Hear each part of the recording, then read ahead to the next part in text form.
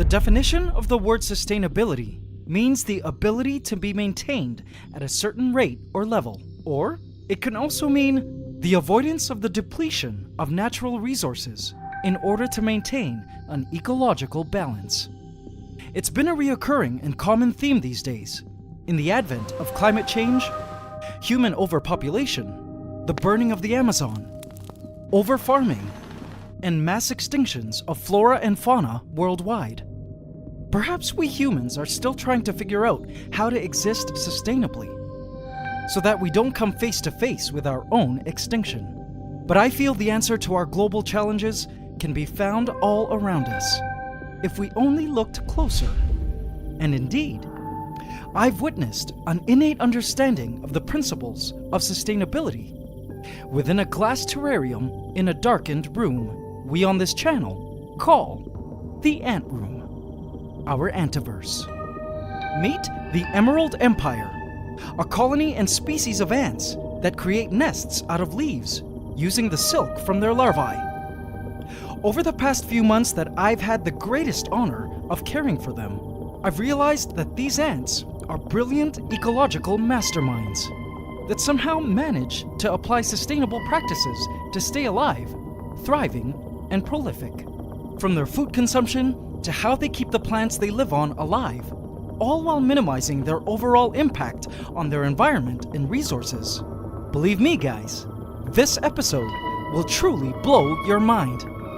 AC family, gather round once again and pay close attention to these weaver ants, who, to my greatest surprise, hold the keys to our own survival, here on the Ants Canada Ant Channel. Please subscribe to my channel and hit the bell icon. Welcome to the AC family. Enjoy! Welcome everyone to Vortecia, the jungle canopy kingdom construct of the Emerald Empire, our booming colony of Asian weaver ants, known scientifically as Ecophila smaragdina. If you're new to the channel, these ants came to us a couple of months ago and have proven to be quite incredible to watch. You see, they're not like your typical ants that live in tunnels underground and create anthills. No. Instead, these ants are arboreal, meaning they live in trees and build their nests from leaves, using their powerful legs and jaws to cooperatively pull leaf edges together, while using their silk-producing larvae, like glue bottles, to fuse the leaves in place. By the end of this video, you'll not only be amazed at what they're making here, but also at how complex of an engineering project this alternative ant lifestyle in the trees actually is. Keep on watching until the end. So to better appreciate how crazy awesome these ants are, let's quickly rewind to what Vortecia looked like where we left off last. The Emerald Empire had created 3 leaf nests, 2 on this umbrella plant and 1 large one on this money tree. These 3 nests were enough to provide the fairly large weaver ant colony housing for a good several weeks. But since then, check out what the weaver ant territories look like now. First, the 2 leaf nests in the umbrella plant have long wilted and been abandoned by the Emerald Empire. You see, when weaver ants create leaf nests, the leaves provide the ants living within the enclosed leaf spaces the humidity the ants' babies need for survival through transpiration. Basically, plant leaves naturally release water vapor from small pores, and this water vapor makes every weaver ant leaf nest a perfectly humidified chamber for the ants and young. But there's a catch, because eventually, the leaves used to make these leaf nests wither and die, either from lack of sunlight or from their intense bending. But the fact that the weaver ants have totally decided to leave the umbrella plant alone, having built no more nests in its branches, first got me thinking that this might actually be a strategic move by the weaver ants. And why I think they've done this will truly blow your mind. But I'll get more into that later. For now, let's move along to the money tree. Here's what the money tree leaf nest from their last video looked like before, and here's what it looks like now. It too has long wilted, and the weaver ants had to expand eastward on the tree to this area, then eastward further to this area, and eventually also creating a leaf nest down here. Now over time, the leaves of these areas have also begun to wilt. So this week, the weaver ants have begun constructing 2 more giant leaf nests here and here. Now WEAVER family, this is where things get pretty mind-blowing. There's something very intricate and astonishingly complex going on here that I can't wait to share with you. So these new large leaf nests that the weaver ants are using to nest build now only grew within the past month or so, as the new branches were growing in. I was wondering when the weaver ants would start nest building again, as I saw their current leaf nests starting to wilt, and I knew the population was indeed growing in size. Simply due to the amount of food the colony was consuming, they were now eating 3 times as much compared to when I first got them months ago. Over the past month, this money tree simply continued to explode in foliage, and it was only last night that the Emerald Empire finally decided it was time to expand and build more leaf nests. To my delight, the Emerald Empire began building 2 large leaf nests very close to the glass, which allowed us to get an intimate peek at their building process. Have a look. The workers were working hard and fastidiously. This was no small-scale operation. This would require a great deal of coordination, energy, and cooperation in order to pull off. Some ants acted as brace ants, using their powerful jaws and legs to pull the edges of leaves together. You can see these brace ants here. Some weaver ants were the gluers, holding the larvae like glue bottles, touching the mouth tips of the larvae onto the surfaces they wanted the silk to stick. Once a thick wall of this silk was weaved, the brace ants could let go, revealing an effective, waterproof, and opaque silvery wall. Other ants acted as security guards, either patrolling the area or standing still on guard, on a constant lookout for trespassers or predators wanting to eat them or intrude on their work site. These guard ants would have no hesitations to attack with their sharp mandibles and formic acid sprays from their gasters. Other ants acted as brood transporters, carrying the eggs, larvae, and pupae from the old nest locations to the new nests, as they became more and more homey and ready to accommodate. Now WEAVER family, here's where things get pretty amazing. I began to think about the fact that several things needed to be taken into consideration for all of this to really work. This being the construction of the new nests, and also this periodic bouncing of leaf locations on the tree of the weaver ant lifestyle. Upon further thought, I realized the ants couldn't possibly just eat, grow, and leaf nest build mindlessly, because that would surely lead to their demise. Think about it. Let's look at eating. The Emerald Empire had a very good appetite, but I did notice there were days they were not as hungry or interested in food as others. In fact, their voraciousness kind of came and went in seasons, especially when it came to eating insects. There were days the weaver ants never touched the mealworms I gave them. Here's what I suspected was actually happening. Are you ready for this, AC family? I believe the weaver ants were managing their food intake in order to perfectly time both their population growth and their production of young. Managing food intake and furthermore the colony's growth was essential in order to perfectly time when the necessary leaves were available on the money tree plant.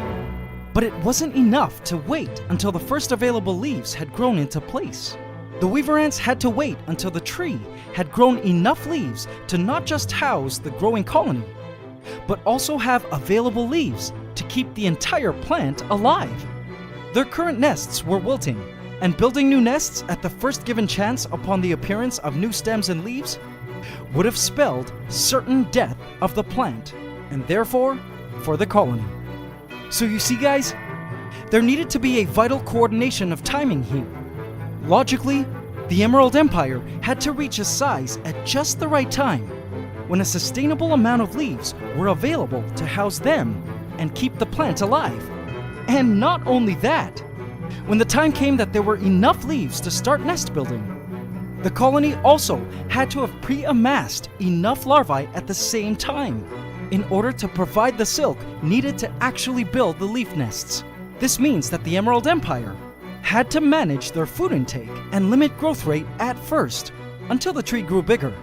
And exactly a week or two before the intended nest building date, the ants needed to switch and eat as much as possible, especially protein, in order to provide the queen the nourishment she needed to lay a surplus of eggs within a short time frame, so there could be extra larvae force for leaf gluing at moving time. It's staggering to think that the Emerald Empire was actually showing signs of understanding and applying principles of sustainability. The ants continued to work through the night. It was clear the Emerald Empire was most productive and comfortable to emerge at night. I loved watching the ants gathering at the site and working. I also thoroughly appreciated that this time, the Emerald Empire was building their nests so close to the glass. It allowed us to capture some incredible 4K footage. I hope you guys enjoy it as much as I did. It was almost hypnotic, watching workers carrying the young into their new leaf nests. Here is a worker carrying eggs. Remember the time we questioned if this collected colony had a queen? Because we spotted a dead queen when they were first moved in? Well, we know our answer now. Here is a worker carrying a larva to the site. Gluer ants weaved their silken walls to a rhythm only they knew. Have a look at the ants constructing their silk walls in the dark. It's just a beautiful process to witness. Brace ants stood still and reliably strong, holding the leaves in place. As we saw in previous videos, I spotted the ants using silk ripped off from old nests to incorporate into their new nest structures. Clear evidence that the Emerald Empire were avid believers of recycling and reusing. They were even collecting debris to incorporate into their walls. I don't know about you, but I could watch these ants for hours and hours, gradually building what would be a magnificent construction of nature. By morning, this is what the Emerald Empire's new leaf nests looked like. The leaf nests were close to complete, and it provided the Emerald Empire some new and valuable living space for their growing colony. They still had some viable living space left in their old nest locations, while some of the leaves were still green and functioning. I wondered if the queen, or queens, had moved into the new nests, or were stubborn and stayed put in one of the old nests. But the beautiful process of nest construction and planning that we discovered here in this video is evidence that sustainability is possible, even for humble creatures like ants living in a contained biospace. Now, about the umbrella plant that the ants have totally disregarded and abandoned, I don't know if it's because the ants prefer life in the money tree plant, or if something more calculative was at play here. But if you ask me, I suspect that the weaver ants have collectively decided to save this umbrella plant for future use, once the day comes that the money tree plant were to die. Could the ants understand that the money tree also has a limited bandwidth? That one day the money tree won't be able to grow any more branches due to the limited space within the terrarium? Perhaps they know the money tree will eventually die out in Vortetia, and could be allowing the umbrella plant to grow undisturbed to protect future real estate. It seems the umbrella plant is already growing a totally new trunk towards the bottom there.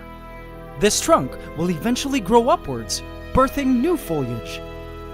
Could the Emerald Empire be planning and timing this growth to correspond with the time they predict the money tree will die or no longer be ideal for nest building?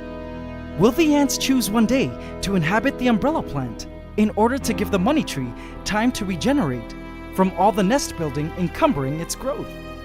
What do you guys think? Do you feel the ants are just surviving all these changes by fluke? Or could they be carefully planning in order to live sustainably long term? Let me know what you guys think in the comments section. To be honest, though it's all technically speculation, I personally wouldn't put it past them. There is certainly an intelligence at work here.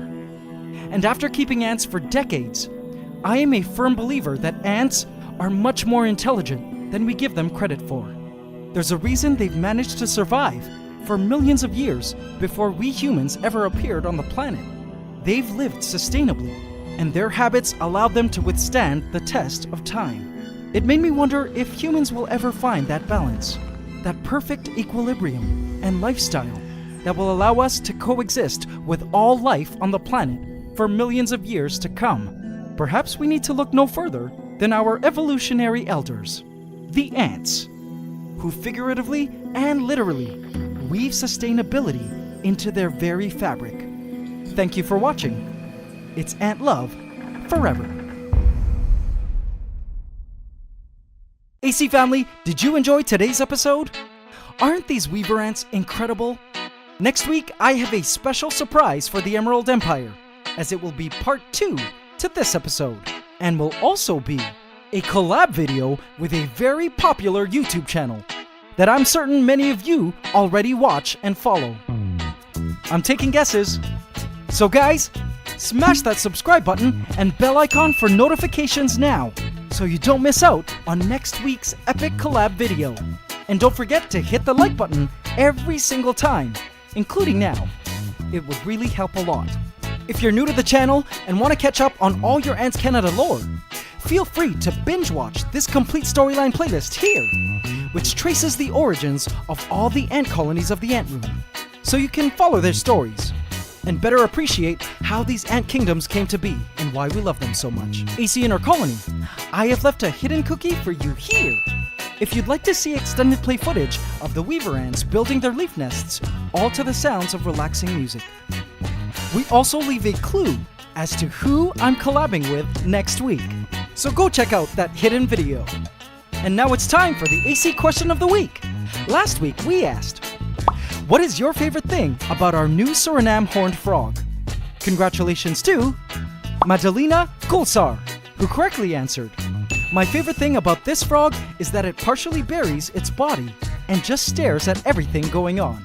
Congratulations, Madalena, you just won a free ebook handbook from our shop. In this week's AC question of the week, we ask, what evidence did we see in today's video that proves there indeed is a living queen in the Emerald Empire? Leave your answer in the comment section, and you could also win a free ebook handbook from our shop. Hope you can subscribe to the channel as we upload every Saturday at 8 a.m. Eastern Standard Time. Please remember to like, comment, share, and subscribe if you enjoyed this video to help us keep making more. It's Ant Love forever.